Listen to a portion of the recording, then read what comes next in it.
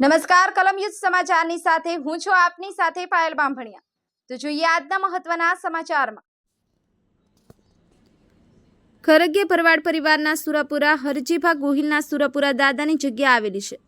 3 ગામ વચ્ચે આવેલા જગ્યા ઉપર વર્ષો પહેલા હરજી બાપા ગોહિલ નામના યુવાન મીંઢળ બંધ હાથે શહીદ થયેલા હતા।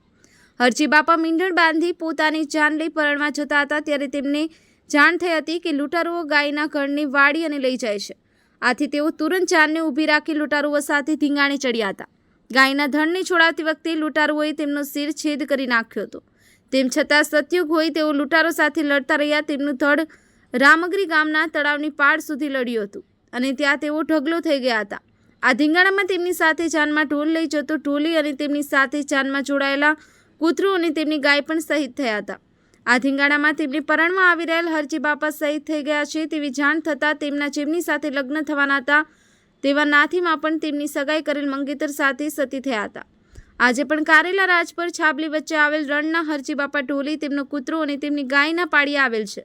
ત્યારે રામગરી ગામના તળાવની પાળ ઉપર હરજી બાપાના ગઢનો પાળિયો આવેલો છે। ત્યાં નાનું મંદિર પણ આવેલ છે। હાલમાં હરજી બાપાની જગ્યામાં ટીટોડીએ જમીન ઉપર ઈંડા મૂકતા લોકવાયકા મુજબ ટીટોડીએ જમીન ઉપર ઈંડા મૂકતા આ વર્ષે વરસાદ ઓછો થવાની શક્યતા હોવાનું જાણકાર દ્વારા જણાવવામાં આવી રહ્યું છે।